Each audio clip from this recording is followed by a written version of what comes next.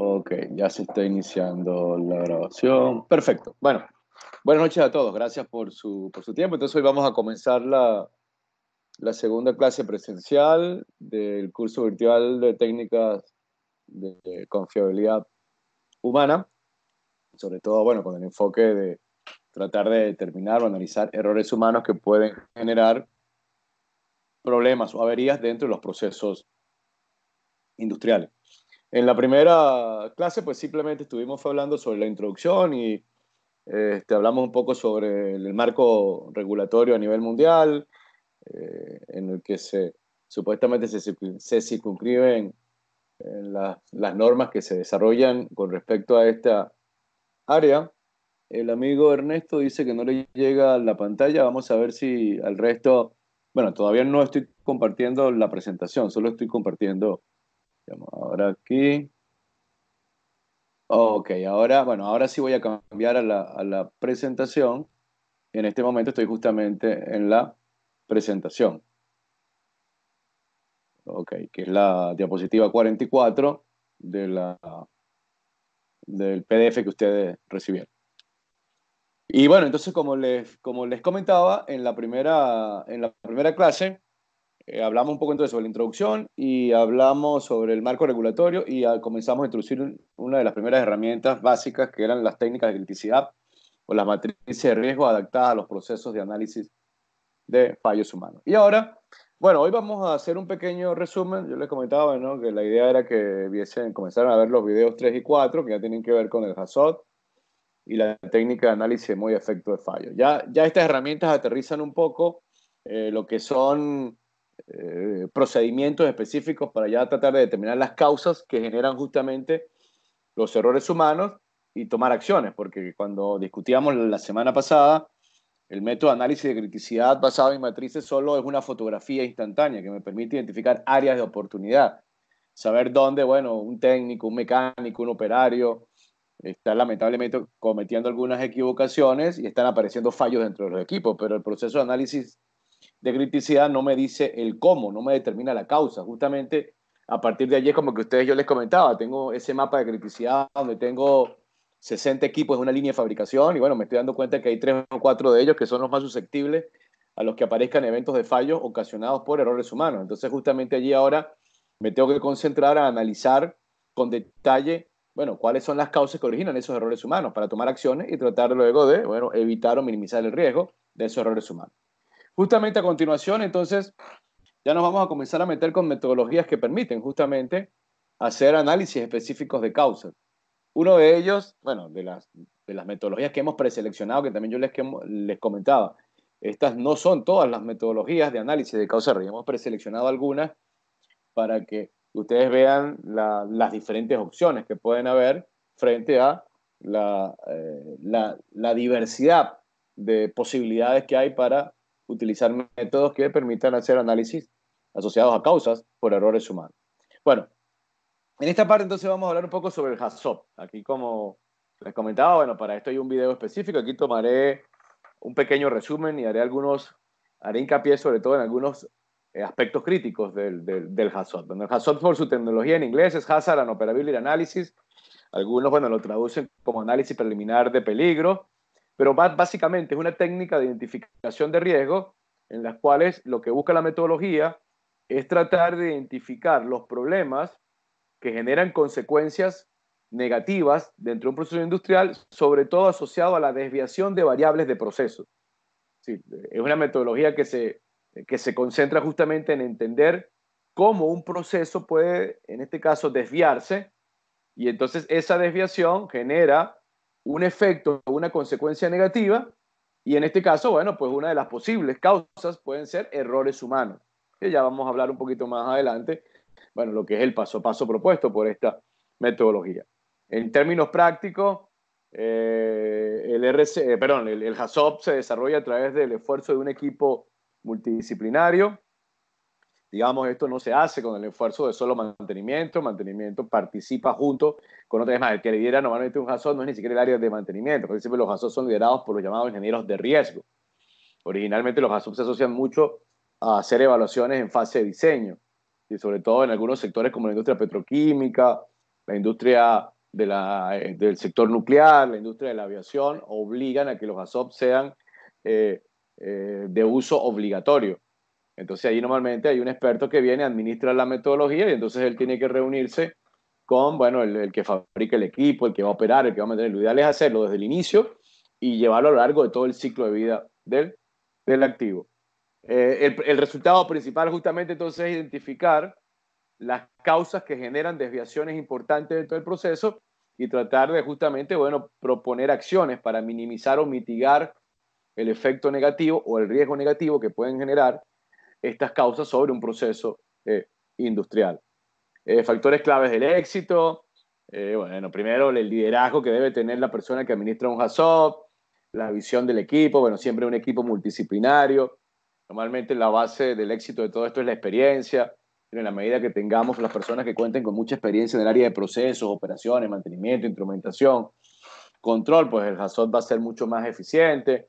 Esto también, si se hace en la fase de diseño, pues permite también de una forma auditar lo que es la información que te entrega un fabricante, como los planos, los PID, todo lo que es el contexto operacional de diseño, los manuales de operación, porque todo eso toda esa documentación justamente se utiliza en la fase previa, justamente cuando se complica un HACCP, cuando estamos haciendo, por ejemplo, un equipo que no solo que es nuevo, sino que nosotros no lo conocemos. En ese aspecto, pues el HACCP comienza a ser muy complicado porque a veces ni siquiera el fabricante tiene experiencia previa. Pero lo ideal es justamente desarrollarlo es como para anticiparte, es como a hacernos la pregunta qué va a pasar con ese equipo indistintamente que no lo conozcamos. Ahora, si ya estamos comprando un equipo nuevo, pero es un equipo del cual ya tenemos experiencia, pues los HACCP se hacen mucho más fáciles y supuestamente pues generan lecciones aprendidas. El procedimiento muy genérico en términos de cómo se administra un HACCP, bueno, se definen los objetivos, se selecciona el área o el equipo a evaluar. Justamente, fíjense que el HACCP es posterior a la metodología que vimos la semana pasada porque es el modelo de criticidad. El modelo de criticidad es el que te indica dónde apuntar. Bueno, que tuvimos de una planta, el 10% de los equipos son los críticos. Bueno, ellos son los que valdría la pena hacerle un HACCP. Luego, previamente, hay que copiar mucha información, buscar mucha información de referencia, sobre todo información que te debe supuestamente suministrar el fabricante, como el manual de operación, un manual de mantenimiento, bueno, desarrollar el estudio, que son reuniones de trabajo. Normalmente se hacen tipo full immersion, se concentran bueno, en una semana completa de trabajo para tratar de hacer el HACCP completo del área o del volumen de control crítico. Luego se presentan los resultados, se planifica la ejecución de las acciones y se implantan las recomendaciones. Claro, esta es como la parte administrativa, pero lo más importante acá es justamente el paso a paso ya de ejecución de un HACCP. Nosotros hemos tomado como referencia estas 9 etapas que la hemos sacado de una organización que se llama el CCPS, que es el Centro for Chemical and Process and Safety. Ellos proponen un procedimiento HACCP que es el que a nosotros nos interesa, o bueno, es el que a nosotros nos ha gustado específicamente, porque introduce el concepto de riesgo y es un método bastante práctico. Entonces, bueno, ese procedimiento desarrollado por esta organización propone 9 etapas. La primera etapa justamente es definir el contexto operacional, las variables de proceso. La segunda parte ya es meternos con las desviaciones que justamente generan las distintas, o que van a generar las posibles causas que generan efectos negativos dentro del proceso. Luego se definen justamente las causas que generan esas desviaciones. Luego se identifican las consecuencias. En esta parte de la definición de la consecuencia o en la fase 4, esto no es más que un proceso básico de análisis de riesgo. Luego aparece en la fase 5 lo que se llaman las salvaguardas, que es identificar en el diseño original qué tipo de protecciones están predefinidas con respecto a las desviaciones encontradas. Ya luego se emiten las recomendaciones para minimizar esas desviaciones, se hace una revisión de las palabras guía, generamos un cronograma de implantación de recomendaciones y se cierra con la efectividad de las recomendaciones. La mayoría de los HACCP normalmente son herramientas muy potentes, pero lamentablemente en esta fase final muchas veces se convierten en solo aplicaciones en papel, es decir, puros informes técnicos. Y sobre todo cuando se hacen en la fase de diseño, que por problemas muchas veces de falta de dinero, no se terminan ejecutando en la fase ya de la implantación del equipo. Pero bueno, esto es en términos generales lo que sería como el paso a paso genérico que se lleva adelante dentro de un HACCP. A continuación, entonces, lo que nosotros hacemos es una pequeña revisión rápida de las distintas etapas y sobre todo hacemos mucho énfasis en lo que son las desviaciones, las causas y la evaluación de riesgo, porque estas 3 etapas son como las etapas más importantes del HACCP, porque ya después de estas etapas lo que vienen es justamente las recomendaciones que se dan de las causas encontradas. Y en las causas es donde aquí se maneja el concepto de error humano, que ya lo discutiremos un poco más adelante. Bueno, esto es un poco como los formatos típicos de administración de información. Bueno, hoy en día, como todas estas herramientas, normalmente muchos de ellos tienen ya un software comercial que uno puede utilizar como referencia para justamente agilizar el proceso. Pero bueno, un caso se puede hacer con una simple hoja en Excel. Lo importante es cubrir el paso a paso de todas las etapas propuestas por el procedimiento. Entonces, bueno, normalmente en la parte de arriba va que es el grupo de trabajo, el facilitador, la fecha de inicio, la fecha de culminación, que son básicamente datos administrativos, la planta, el sistema crítico que estamos evaluando, y ya luego, bueno, estos son columnas, que es la forma como se va descomponiendo el HAZOP. Primero vienen las variables de proceso, vienen las palabras guía, las desviaciones, lo que van a ser las causas, las consecuencias, las salvaguardas y las recomendaciones finales. Entonces, digamos que aquí están convertidas en tipo formato, pero aquí supuestamente estas 9 etapas son las que se deben registrar en un formato de modelo HAZOP. Bueno, tratamos de dar algunos tips específicos en cada una de las etapas del HAZOP. Fíjense. La primera parte, el contexto operacional. Bueno, acuérdense, previo a esto, si tomamos como referencia el método de análisis de criticidad, bueno, imagínense ustedes que en la matriz de criticidad, en la planta que estamos evaluando, bueno, se identificaron, bueno, en las 3 regiones, alta, media y baja. Entonces, en la zona de alta, supongamos que quedaron 5 equipos críticos. Entonces, esos 5 equipos críticos se van a tomar ahora y bueno, entonces ahora vamos a definir el contexto operacional específico. El contexto operacional específico, bueno, es supuestamente buscar la información asociada a cómo opera el equipo, factores de utilización, variables de proceso. Se supone que si tenemos un manual de operación bien diseñado, esta parte es muy sencilla. La idea también ahora es tratar de evaluar distintos escenarios, porque muchas veces una cosa es lo que el manual de operaciones dice, pero entonces tú tienes el experto de operaciones en esta reunión y él te dice, mira, en términos reales, ese equipo no va a trabajar con condiciones ideales. Por ejemplo, el gas combustible va a venir contaminado, la temperatura del gas siempre viene por arriba de un valor X.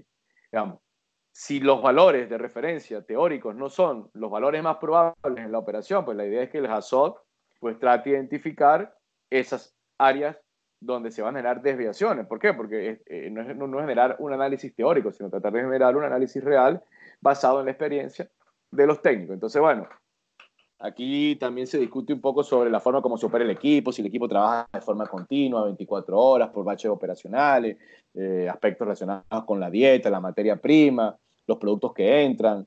Entonces, bueno, esto supuestamente es información que debe estar reflejada en el manual de operación.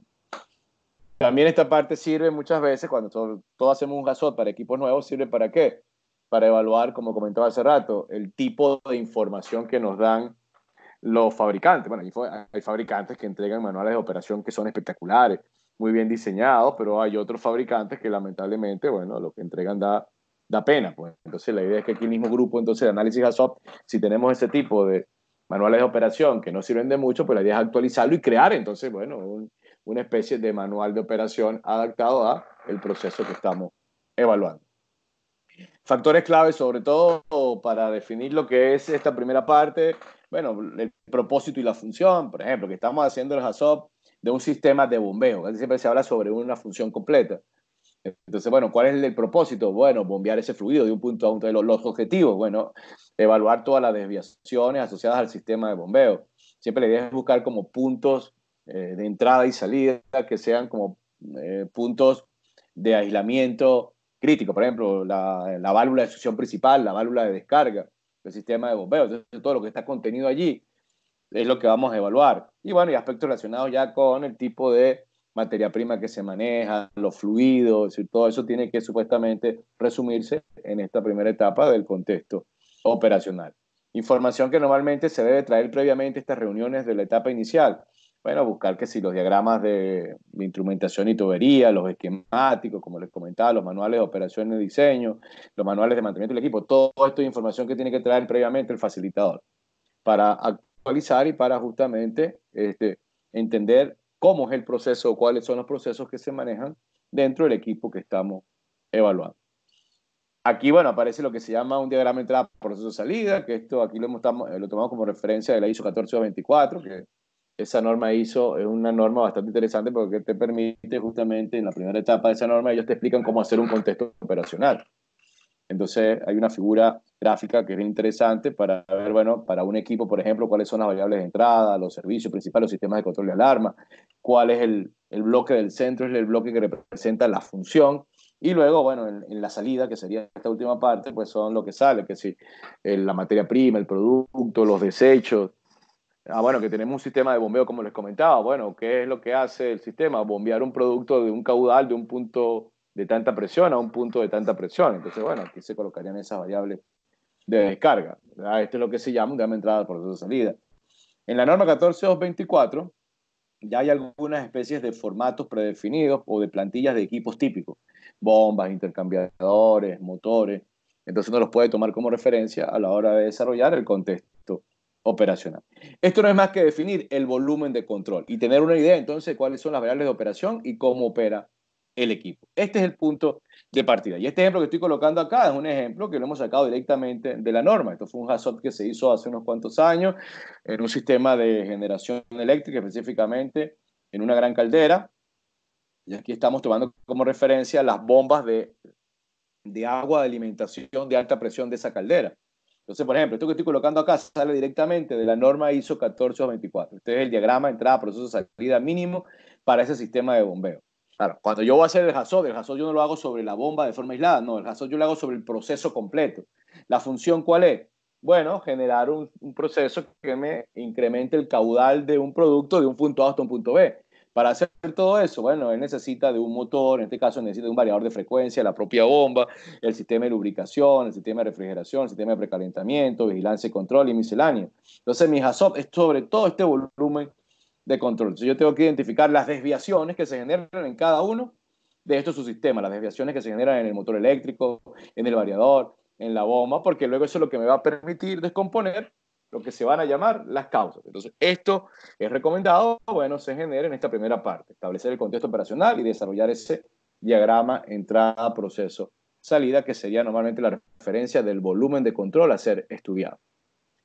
Estos son simplemente ejemplos. Bueno, un ejemplo de un diagrama de entrada, proceso, salida. Aquí estamos tomando como referencia un sistema de precalentamiento de una refinería. Es un circuito cerrado de aceite térmico que tiene la función de calentar otro fluido. Entonces, bueno, aquí se explica un poco qué es lo que hace ese fluido y cómo se da el proceso de intercambio de calor. Fíjense, esta información que está acá, ¿de dónde sale? Supuestamente que esto lo hemos tomado del manual de operaciones. Si tienes un manual de operaciones bien desarrollado, bueno, esta parte supuestamente no es muy complicada. Ahora, si no tienes ese manual de operaciones que te indique todo esto, pues la idea es que ese experto en operaciones debe ayudarnos a desarrollar esta información. Una vez entonces que ya se tienen definido las variables más importantes y que tiene el volumen de control, entonces ya pasamos a lo que es el desarrollo propiamente del HAZOP. Y viene lo que se conocen como las desviaciones. Esta, digamos, es ya como la columna vertebral del método, porque el objetivo justamente del método es, una vez definidas las desviaciones, preguntarnos cuáles son las causas que provocan esas desviaciones. Aquí las desviaciones no son más que, bueno, tomar cada variable de proceso y identificar cómo se genera una desviación. Cuando hablamos de variables de proceso, ¿quiénes son las variables de proceso? Bueno, como presión, temperatura, caudal. Para eso hay algunas palabras guía. Entonces yo lo que me voy a preguntar es qué tipo de desviaciones se generan sobre cada variable de proceso. Por ejemplo, presión en la succión. Bueno, ¿qué desviación se procede cuando, por ejemplo, la presión cae por debajo de un valor de tanto o sube por un valor de tanto? Esas son las desviaciones asociadas. Entonces yo tengo que identificar primero todas las variables de proceso y para cada variable de proceso tengo que preguntarme cómo se generan las distintas desviaciones. Ejemplos bastante sencillos de palabras guía. Bueno, por ejemplo, yo tengo las variables de este lado y las palabras guía son, por ejemplo, bueno, caudal, bueno, que no haya nada de caudal. Esa es una palabra muy común. La otra, bueno, que el caudal esté por debajo de tanto, sería el menos. Otra desviación posible, que esté por arriba. Estas son como las tres más comunes. Por arriba, por debajo, o que no exista nada de producto. Luego, bueno, pueden haber otro inversa, que eso ya depende de la variable que estemos manejando. Pero ¿cuáles son las variables de proceso? Bueno, toda condición o variable física que puede cambiar en el tiempo. Temperatura, presión, nivel, caudal, composición, velocidad, tiempo, viscosidad, voltaje. Bueno, que estamos evaluando, por ejemplo, en el motor. Entonces, una de las variables del motor es el amperaje. Bueno, entonces tengo que identificar cuáles son las desviaciones. Bueno, el amperaje por arriba de tanto, por debajo de tanto.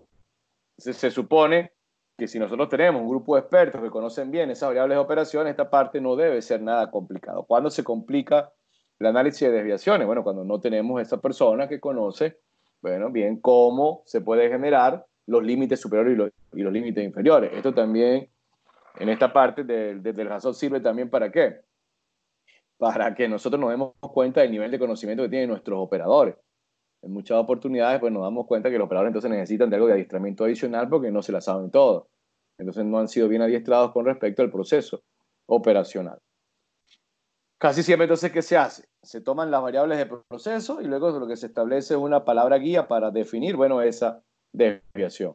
Lo voy a mostrar con un ejemplo bastante sencillo. He tomado como la sección de un gran Hassot para entender esta primera parte. Imagínense que, bueno, aquí voy a retroceder. Imagínense que esta sería como la parte inicial del Hassot de este sistema de intercambio de calor térmico, del sistema de calentamiento. Pero aquí vamos a tomar una parte del proceso nada más. Aquí vamos a tomar, por ejemplo, el sistema de calentamiento de aceite térmico. Y aquí solo estamos tomando como referencia tres, en este caso, variables: caudal, composición del aceite y la temperatura del aceite.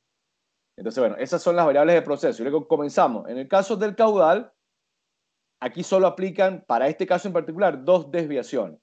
Uno, que no tenga nada de caudal, que sea la pérdida total del caudal, o que el caudal esté por debajo de un valor previamente definido dentro del manual de operaciones o por el diseñador. Fíjense que aquí no me aplica el más, porque en este caso, como es un circuito cerrado de aceite, entonces aquí teóricamente no existe la posibilidad de que haya más caudal. Entonces, por eso aquí solo existen esas dos. Si fuese otro sistema donde sí existe esa opción, pues aparecería el más. Entonces, la palabra guía es no y la desviación, bueno, es simplemente falta total del caudal del aceite térmico. Y el menos, el caudal por debajo del aceite, perdón, el caudal por debajo del límite requerido. Claro, ya en un análisis con datos reales, pues aquí normalmente se coloca ese límite mínimo. La composición del aceite, bueno, como esa tiene que tener una composición físico-química específica, aquí la desviación es otra, bueno, que esté el aceite fuera de especificaciones o que esté fuera de los rangos establecidos por pérdida de condiciones físico-químicas. Y la temperatura, en este caso, que es otra variable, la única desviación que se identificó que afecta de forma negativamente el proceso es la temperatura por arriba de un valor. Claro, como es un intercambiador de calor, en este caso, por arriba de un valor específico va a generar consecuencias negativas. Aquí pareciese que el experto en operaciones identificó que la temperatura por debajo no genera ningún tipo de inconveniente. Solo estoy colocando una referencia. Imagínense ustedes lo complicado que puede ser un Hassot. Aquí estoy tomando solo tres variables: caudal, composición y temperatura. Pero imagínense ustedes una gran turbina. Pero nada más ustedes imagínense la cantidad de señales que le llegan a un panel de control. En una gran turbina, para hacer un Hassot, para que tengan una idea, bueno, todas las señales que se llevan a un panel de control tienen que llevar este análisis de desviaciones. Es que estamos recibiendo 120 señales distintas en el panel de control. Bueno, cada una iría acá, porque cada una es una variable que puede generar desviación. Claro, más adelante, cuando se haga el análisis de riesgo, pues por supuesto pueden haber desviaciones que son poco críticas o que son de bajo impacto. Entonces, ahí es cuando se puede comenzar justamente a complicar un proceso de análisis de Hassot. Cuando tenemos una gran cantidad de variables que tienen que administrarse y sobre todo, por supuesto, si estamos haciendo una evaluación de un gran equipo crítico, pues estos procesos se pueden llegar a complicar. Y bueno, aquí el aporte más importante para hacer esto de forma más rápida es tener entonces un operador, alguien de proceso, un ingeniero que conozca muy bien estas variables para que ayude o que facilite este proceso de análisis básico de desviaciones. Bueno, he regresado para acá para ver si hay alguna inquietud o alguna duda sobre los procesos que he comentado hasta ahora del Hassot. Inicialmente, como les comentaba, el método Hassot originariamente se utilizaba en 4 o 5 sectores, básicamente el petrolero, el de gas, el petroquímico, la industria nuclear y la industria de la aviación, pero ya hoy en día justamente han salido adaptaciones para prácticamente cualquier tipo de industria por la versatilidad, porque es que en realidad las desviaciones de los procesos aparecen en cualquier área y cualquiera pueden generar, o ahorita ustedes lo van a ver, pueden generar consecuencias que generan algún tipo de riesgo. Bueno, no sé si hay alguna duda de estos dos procesos que hemos mencionado hasta ahora. Bueno, si cualquiera en el momento tiene alguna duda, pues la pueden colocar aquí y yo se las iré respondiendo. Bueno, voy a regresar ahora. Una vez que supuestamente se definen las desviaciones, entonces aquí es donde aparece ahora el concepto de lo que se llama el posible error humano. Es la etapa de la definición de las causas. En realidad esta es la parte más complicada. Porque ahora yo tengo que preguntarme, una vez que he identificado la desviación, bueno, ¿qué es lo que puede haber causado esa desviación? En esta parte, la metodología, bueno, lo que propone es que se definan sobre los tipos de causas. Este modelo de análisis HAZOT habla de 4 tipos de causas, lo que son las causas externas, las causas físicas, las causas humanas, que son las que tienen que ver justamente con los errores, y las causas latentes, que también tienen que ver con errores humanos, pero a nivel de la gerencia. Entonces, ¿qué se hace acá? Pues una vez que se identifica cada desviación, nos vamos a preguntar, bueno, primero, si esa desviación pudo haber sido provocada por desviaciones externas, es decir, que salen fuera del volumen de control. Una desviación externa puede ser, bueno, imagínense ustedes que ustedes están comprando la energía a un tercero, entonces la energía viene fuera de especificación. Claro, ustedes le compran la energía a un tercero, entonces esa es una causa que ustedes no controlan. Las causas físicas ya son propiamente daños propios a componentes del equipo. Bueno, que, por ejemplo, el sistema de bombeo está perdiendo caudal, ¿pero por qué? Porque hay en este caso una rotura en el tubo. Entonces esa pérdida de caudal está asociada a ese modo físico. Entonces las causas físicas se asocian normalmente a daños asociados a los componentes físicos. Y las causas humanas, bueno, entonces que tienes, por ejemplo, un caudal que comenzó a disminuir, ¿pero por qué? Porque tienes un operador que está operando de forma incorrecta el sistema de bombeo. Si de repente está haciendo un proceso de apertura manual de válvula, está restringiendo una válvula que está reduciendo el caudal. Entonces, porque está haciendo un procedimiento que no es el correcto. Entonces, bueno, ese puede ser una posible causa humana asociada a un error. Y las causas latentes ya tienen que ver, son con errores, pero como comete la gerencia. Bueno, que tienes, por ejemplo, ese operador que no está operando bien el sistema de bombeo, pero entonces cuando uno analiza se da cuenta que el operador no ha recibido el adiestramiento adecuado. Entonces ese adiestramiento no se lo quiso dar la gerencia o no aprobó los recursos. Entonces, por supuesto, eso es lo que sería una causa raíz latente, la que está siendo propiciada por la misma gerencia. Entonces, estos 4 tipos de causas, pues normalmente se combinan. Algunas veces una desviación puede ser provocada solo por causas externas, otras veces puede ser provocada por causas físicas y externas, otras puede ser por causas físicas humanas. A veces pueden aparecer los 4 tipos de causas asociados a esa desviación. Entonces, esto es un análisis individual. Cada desviación tiene que ser analizada. Y aquí es donde se comienza a complicar un poco esto, porque, bueno, un ejemplo muy sencillo como muestro a continuación, tomando como referencia el ejemplo anterior. Bueno, imagínense, en el caudal de aceite, la desviación que habíamos tomado era que no haya nada de caudal o que esté por debajo de un valor X. Entonces, por ejemplo, para que no haya nada de caudal, aquí aparecen las posibles causas que este grupo de HAZOP identificó. Por ejemplo, aquí hay una combinación entre causas externas, entre causas físicas, entre causas humanas. Las externas, bueno, problemas del suministro eléctrico. Uno puede, en este caso, bueno, que tú le compras energía a un tercero, no llega energía, el motor eléctrico deja de funcionar y la bomba se detiene. Bueno, otro que puede ser un componente físico ahora, la rotura del tanque reservorio y comienza a caer el caudal y nos quedamos sin aceite. Bueno, aquí tenemos tanques, líneas o accesorios, que son componentes físicos que se pueden dañar. El problema es en la bomba, el conjunto bomba, bueno, que la bomba deje de funcionar, visto como un conjunto. Yo puedo también separarlo, bueno, problemas en el sello, problemas en el acople, que serían básicamente causa física. Y luego, bueno, en este caso aparece una operación incorrecta porque, bueno, tienes, como les comentaba, un operador que comenzó, por ejemplo, a estrangular la bomba de forma incorrecta, es un procedimiento manual y generó entonces la falta de caudal. Entonces aquí tenemos combinaciones de causas externas, causas físicas y causas humanas. Esto se tiene que hacer para cada una de las desviaciones. Entonces ustedes ven, por ejemplo, que aquí hay combinaciones físicas, humanas y externas. Entonces, esta parte, como les comentaba, imagínense ustedes que tienes una turbina que tiene 60 variables críticas que lleva a un panel de control. Bueno, cada variable hay que hacerle este análisis de desviaciones y cada variable puede tener sus propias causas. ¿Sí? Pero la idea es justamente esa, que al tú entonces hacerte este cuestionamiento sobre todos los tipos de causas que provocan las desviaciones, pues tú puedes identificar justamente las consecuencias, que es la próxima etapa, que es donde identificas el tipo de impacto, porque aquí con las causas solo estamos identificando, bueno, lo que supuestamente origina el problema de la desviación. Pero ahora, ¿esto es importante o no? Depende de qué, del riesgo, que el riesgo es lo que se evalúa justamente en las consecuencias. ¿Sí? Una vez entonces que se desarrollan todas las causas, pues se cae a la parte de la definición de las consecuencias, que en este caso el modelo HAZOP propone establecer 3 tipos de consecuencias: las que afectan la seguridad de las personas, las que le pegan al ambiente y las que le pegan directamente a la a la producción.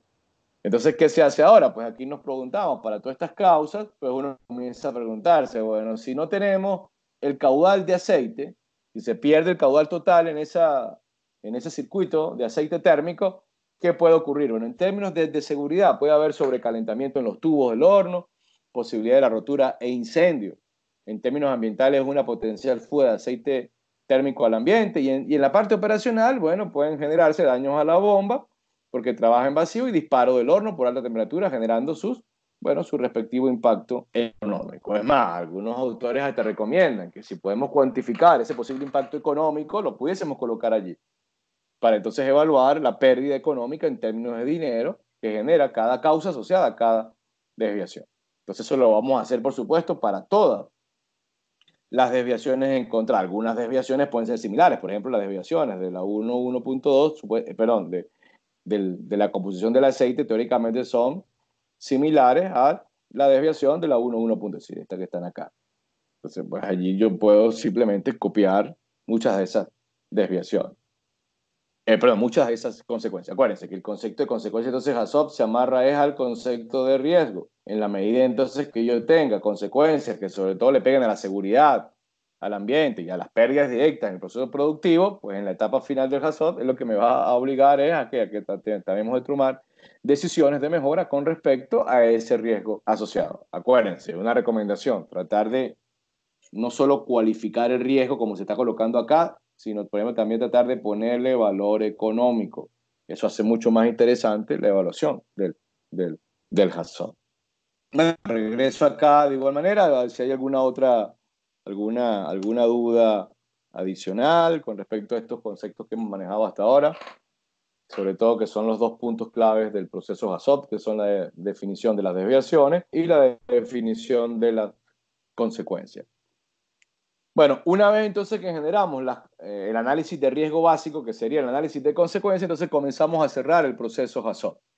Antes de eso, el HACCP utiliza un concepto interesante, sobre todo esto sirve mucho para las fases de diseño, que es lo que llama la salvaguarda. La salvaguarda con respecto al HACCP es que tratemos de identificar cuáles son los mecanismos de protección o de detección o mitigación que el fabricante del diseño ha propuesto para detectar o mitigar las desviaciones identificadas. Es decir, si ya previamente el fabricante dentro del sistema que estamos instalando pues ha propuesto alarmas, paros automáticos, sistemas de control.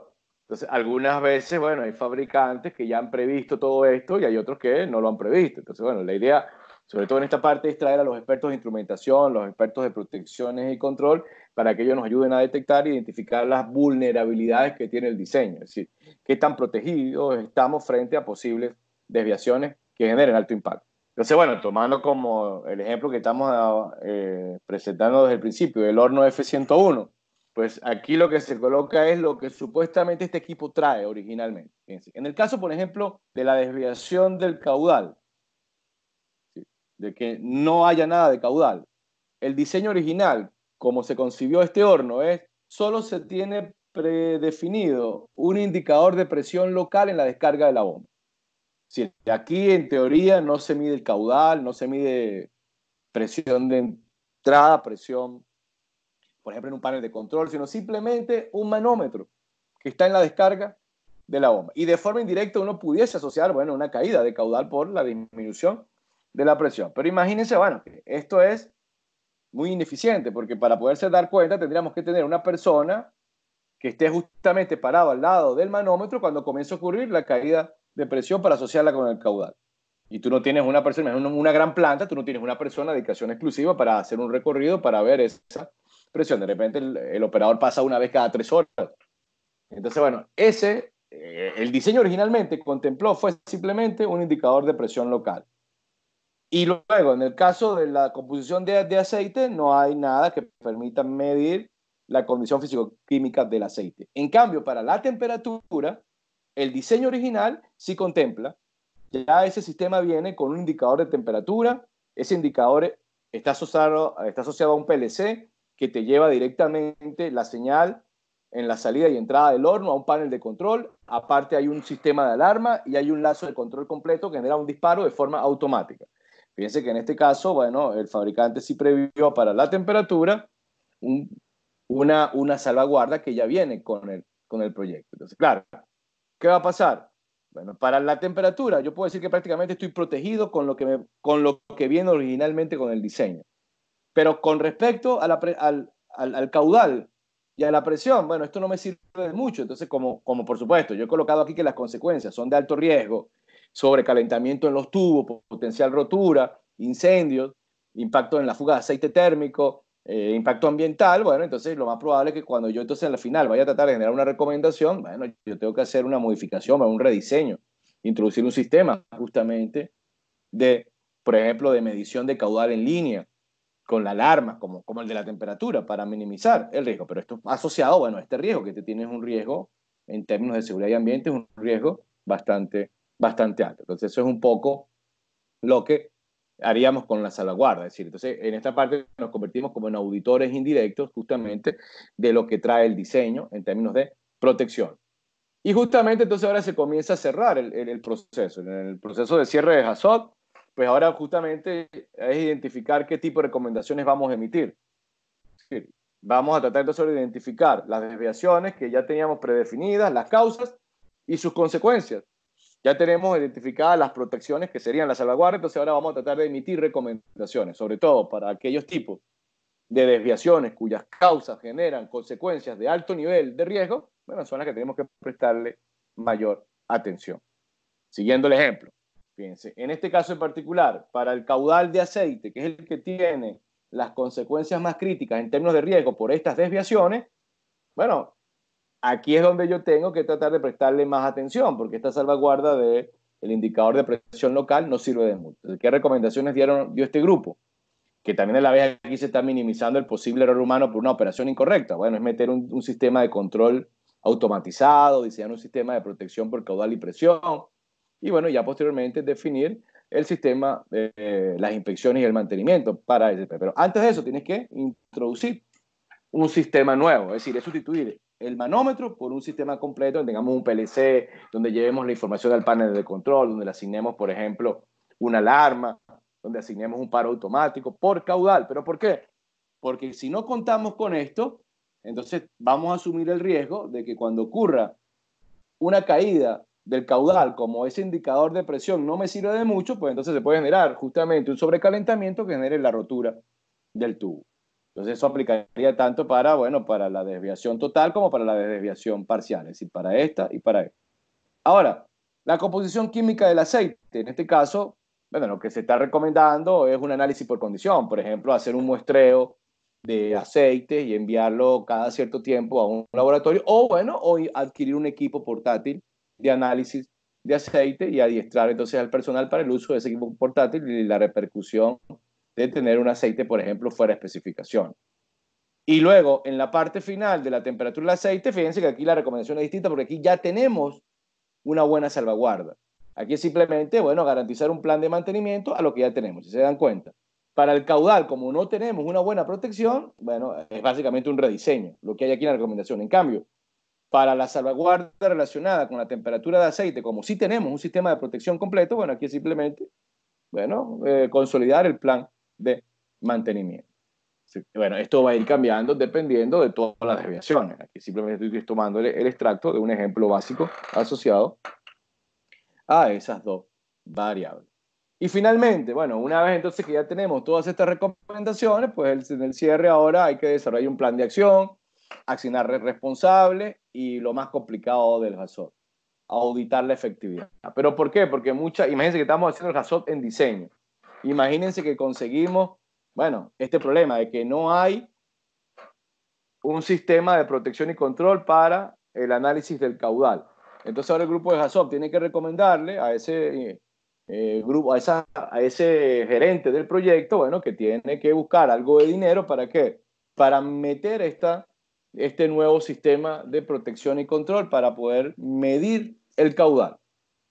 Entonces, bueno, eso genera un proyecto o un subproyecto, eso genera la búsqueda de unos recursos y la implantación, por supuesto, se tiene que hacer y eso se va a medir ya cuando esté la planta operando. O sea, allí es donde muchas veces se complica el HAZOP, porque muchas veces el HAZOP se hace solo en papel, se hace en teoría, se hace justamente en la fase previa de diseño, pero entonces lamentablemente muchas de las recomendaciones no terminan convirtiéndose en acciones reales, sino terminan simplemente siendo recomendaciones asociadas a informes técnicos. Y allí entonces es donde comenzamos a tener ineficiencias con la implantación de estos procesos de HACCP. Bueno, una vez que supuestamente identificamos el tipo de solución, pues esperamos que si la solución es eficiente, pues estandarizamos la mejor. Esto es lo que se llaman lecciones aprendidas. Bueno, en un nuevo proyecto, cuando instalamos un equipo similar, si viene con las mismas limitaciones o con las mismas desviaciones, pues la idea es tomar ya como referencia los resultados de un HACCP anterior para no repetir los mismos errores. Ahora, el peor caso de un HACCP es cuando, bueno, las desviaciones que identificamos con las soluciones que proponemos no son las más adecuadas. Entonces ahí es donde a veces se comienza a complicar el proceso también de la falta de efectividad de un HACCP porque no se emiten recomendaciones que sean lo suficientemente eficientes. Y bueno, y esto es simplemente un ejemplo típico. Bueno, lo de las recomendaciones que se dan, pues se le asignan a los responsables dentro del área de proyecto y luego se hace la evaluación económica. Pues aquí es donde se hace importante si justamente logramos cuantificar las consecuencias. Es decir, si en la fase, estoy retrocediendo acá, si en la fase de las consecuencias a esta parte le podemos meter el valor económico, pues es mucho más sencillo justificar las recomendaciones. Bueno, imagínense ustedes que calculamos cuánto nos costaba el no medir el caudal con esa explosión del horno, con esa rotura, por ejemplo, de los tubos. Bueno, no, que eso tiene un costo aproximado de $100,000, que no se previó. Entonces, bueno, el meter el sistema de control, el PLC, el generar los límites de control, las alarmas, llevarte su panel de control, bueno, todo esto se cuesta, por ejemplo, $10,000. Entonces, la idea es que vamos a invertir $10,000 para justamente minimizar un impacto de $100,000. Entonces, si logramos establecer justamente en las consecuencias ese valor económico, se nos hace mucho más sencillo en esta parte final asignar las recomendaciones. O al revés. Bueno, aquí también nos podemos dar cuenta que a veces no, que le metiste, por ejemplo, en la fase de diseño, se contempló meterle un PLC a una variable donde tienes una alarma, tienes un paro automático, cuando identificas el riesgo es mínimo, no afecta ni la seguridad, ni el ambiente, ni la producción. Entonces, probablemente la recomendación del HACCP, ¿cuál sería? Contraria, elimina ese sistema de protección y control que no agrega ningún valor. Si no, no se puede mover hacia los dos extremos, porque lo que estamos haciendo es una evaluación básica de riesgo. Entonces, es un poco lo que se espera en esta parte final del HACCP. Y bueno, fortalece y debilidades de la metodología HACCP. Es una buena ocasión para contrastar distintos puntos de vista, es un análisis, es una técnica sistémica, permite difundir el conocimiento sobre todo de las consecuencias sobre las desviaciones operacionales, porque nos obliga a entender un poco qué va a pasar cuando se genera una desviación de un proceso y qué consecuencia trae eso. Y en términos de recursos adicionales, bueno, lo que se necesita es tiempo y bueno, y un experto que es un facilitador en el HACCP, porque luego los otros expertos son los expertos en el proceso operacional. Debilidades, bueno, las modificaciones que normalmente se proponen con un HACCP, pues se ven afectadas por criterios económicos, lo que les comentaba hace rato. Pues muchas veces hacemos el HACCP, se da la recomendación y se queda como un proyecto simplemente en papel. Depende mucho de la información disponible. Bueno, si no tenemos buena información al inicio, si no tenemos buenos manuales de operación, si no tenemos la experiencia de nuestro personal experto en esa área, pues un HACCP puede llegar a ser muy ineficiente. Y al ser una técnica cualitativa, pues no hay una valoración real de riesgo. Pero es lo que yo les comentaba. Bueno, en vez de cualificar el riesgo, la idea es tratar de convertir el riesgo en valor económico. Al tratar de convertir en valor económico, se hace mucho más sencillo, sobre todo el emitir las recomendaciones. Pues entonces podemos contrastar el costo de la recomendación contra el costo de la consecuencia por la desviación que no estamos controlando. Lo ideal es, bueno, yo les decía que lo ideal es hacer un HACCP en la fase de diseño, pero luego hacerlo y actualizarlo. Bueno, cada 4, por ejemplo, nosotros en la industria petrolera, en una planta petroquímica de Shell, el HACCP era obligatorio en la fase de diseño y luego cada 5 años, que eran normalmente los periodos de mantenimiento mayor, se actualizaba el HACCP. Sobre todo, ¿por qué se hacían los mantenimientos mayores? Porque normalmente los mantenimientos mayores hay muchos proyectos. Y en esos proyectos, pues normalmente hay muchas modificaciones. Entonces hay muchas desviaciones que se estudian justamente en los mantenimientos mayores con proyectos, o se eliminan con muchos proyectos dentro de estas grandes paradas de planta, por ejemplo, dentro de los grandes overhauls de un equipo. Entonces la idea es que alguien o un grupo esté continuamente revisando el HACCP. No es que no, que tenemos una planta hace 20 años, hicimos el HACCP cuando arrancó la planta nueva y no lo hemos vuelto a hacer. Y en esos 20 años hemos hecho una cantidad de modificaciones. Entonces muchas de las desviaciones no las estamos analizando. Entonces es ideal que esto se convierta en una herramienta de mejora continua. Claro, si no hicimos el HACCP en el diseño, no hay problema. Ustedes pueden hacer hoy en día un HACCP con un equipo viejo. Lo que pasa es que entonces ahí, por supuesto, el Hazard se va a convertir en un auditor muy duro, porque usted ahora va a evaluar todos los problemas que probablemente está arrastrando desde la fase de diseño. Pero eso es recomendado justamente, que usted sea capaz de, bueno, utilizar el Hazard para evaluar equipos viejos.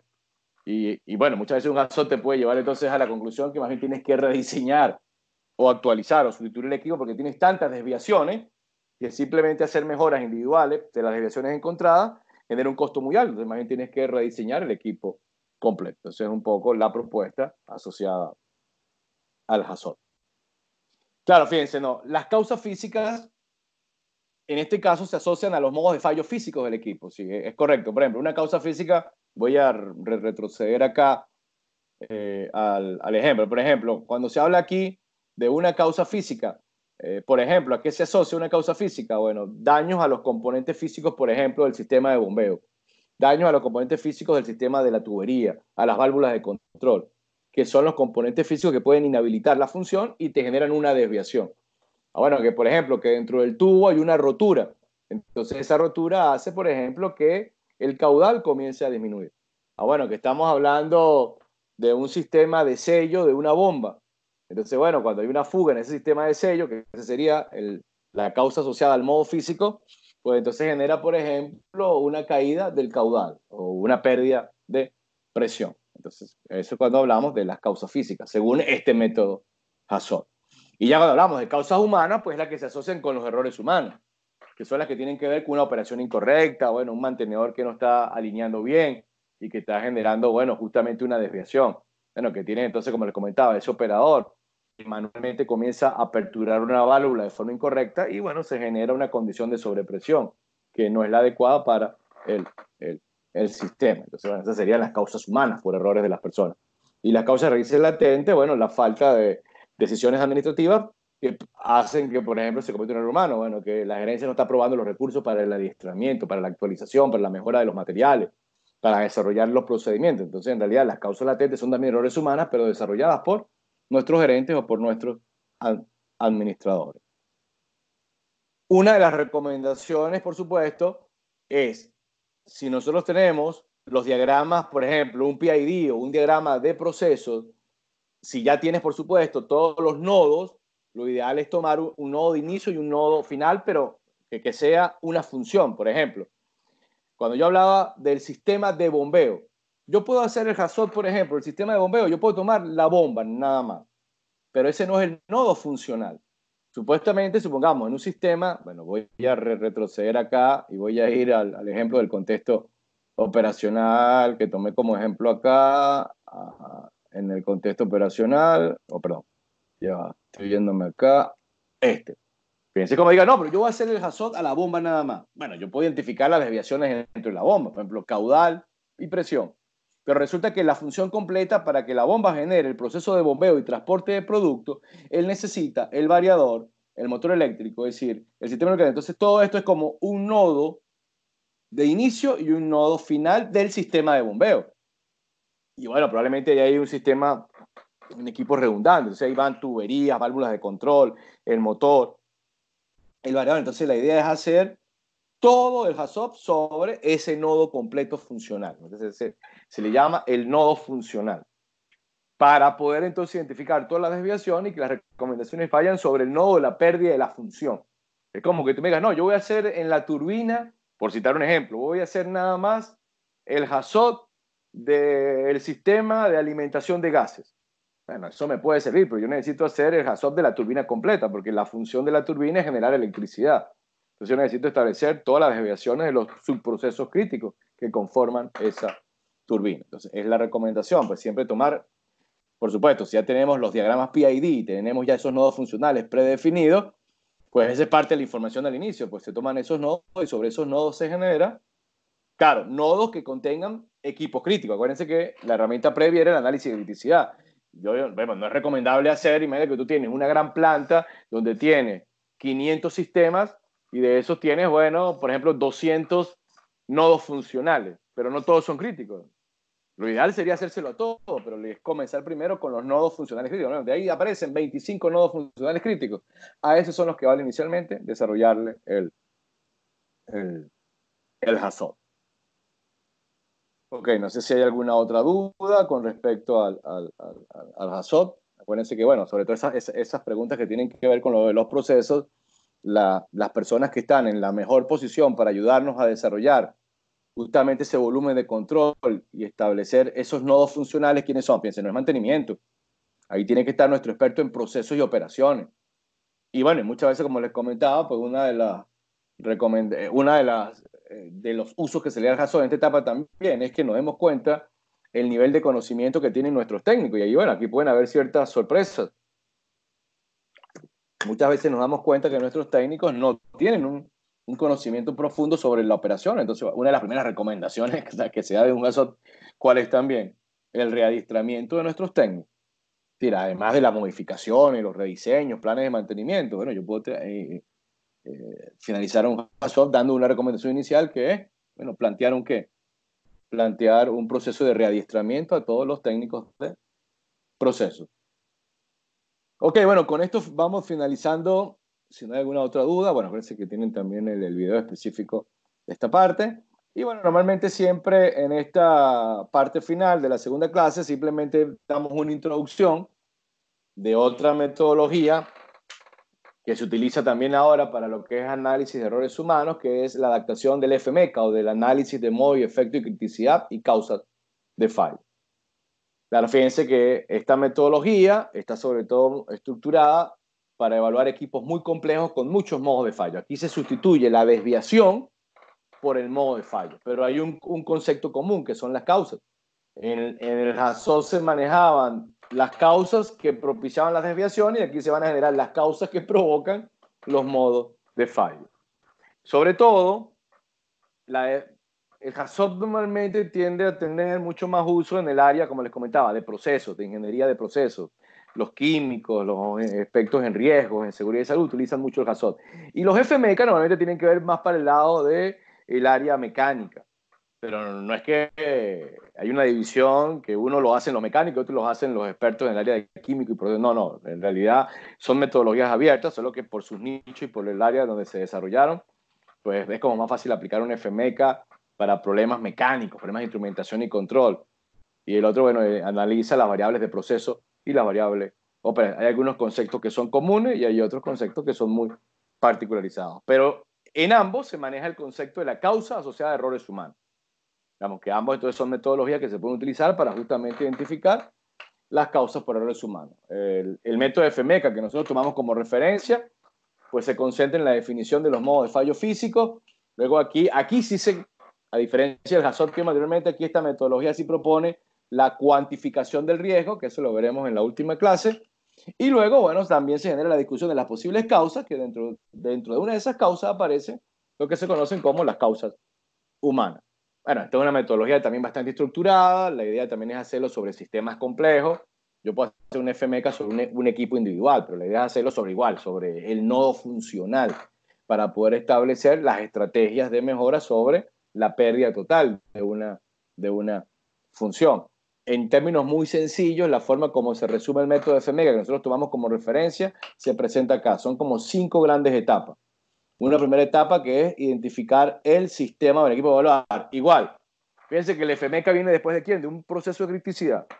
La idea para un FMECA no es hacerse lo mal que tengamos una planta con 1000 equipos. Voy a hacerle a 1000 equipos un FMECA, sería lo ideal. Pero la idea es que cerremos el mundo del control. ¿A qué tipo de equipos le voy a hacer un FMECA? Bueno, a los que vienen del área o a los que vienen como resultado de la matriz de criticidad. Luego, de forma organizada, se desarrollan lo que son los modos de fallo y luego a esos modos de fallo se le hace un cálculo de riesgo. Aquí hay dos opciones. Se puede hacer un cálculo utilizando un método cualitativo que se llama el RPN, que es el Risk Predictive Number, o haciendo el cálculo económico, que es el que nosotros recomendamos, y hacer un cálculo cuantitativo de riesgo. Y luego que se define el cálculo cuantitativo de cada modo, bueno, se definen los tipos de causas, y luego, bueno, igual aquí, este es un método que te lleva hasta la parte final, solución. ¿Qué vamos a hacer para evitar que el riesgo de cada modo de fallo vuelva a aparecer? Sí, para tratar de evitar que la causa de cada modo de fallo pues vuelva a aparecer. De todos estos métodos, sobre todo este es uno de los que más se utiliza en los últimos años, porque muchos de los autores de los diseñadores de equipo utilizan los FMECA para hacer lo que se llaman los troubleshooting. Entonces muchos troubleshooting se utilizan justamente para hacer un despistaje de posibles errores humanos. Entonces ya hay fabricantes que están entregándote los troubleshooting basados en FMECA con análisis de errores humanos. Es decir, que no solo se concentran en que se utilice el FMECA tradicional para, por ejemplo, optimizar planes de mantenimiento, sino para generar, para identificar causas que son provocadas por errores humanos, y normalmente entonces es meterse con aspectos de procedimientos, rediseños, porque estas son normalmente las recomendaciones más comunes que salen de un posible error humano. Pero esta parte del análisis de efectos de fallos lo discutiremos. Normalmente esto es lo que hacemos en la última clase. En la última clase entonces damos un repaso del FMECA y bueno, y hablamos un poco sobre el método HEAR, que eso es un método más teórico, es un método menos práctico, el Human Error Assessment, que él calcula una probabilidad de fallo humano. Y ese lo hemos colocado justamente al final porque es el método menos usado. Pero bueno, es una forma de cómo calcular una probabilidad de error humano.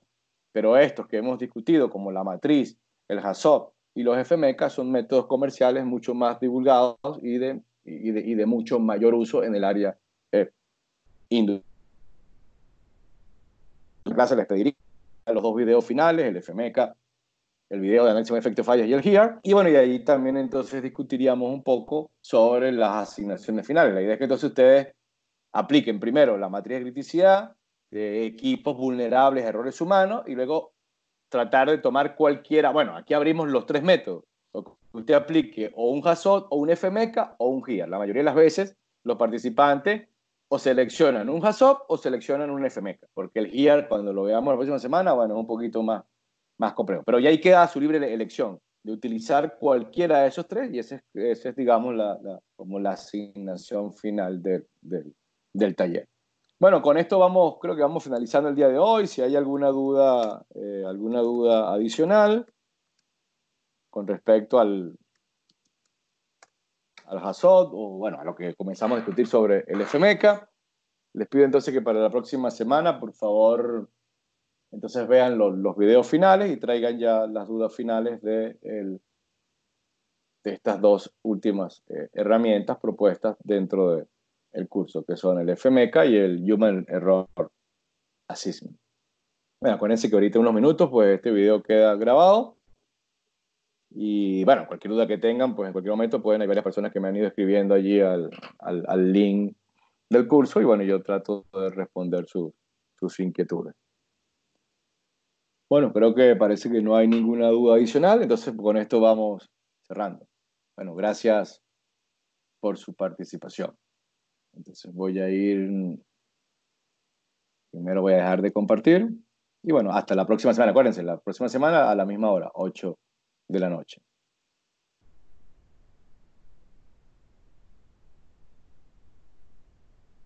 Grabar. Ya.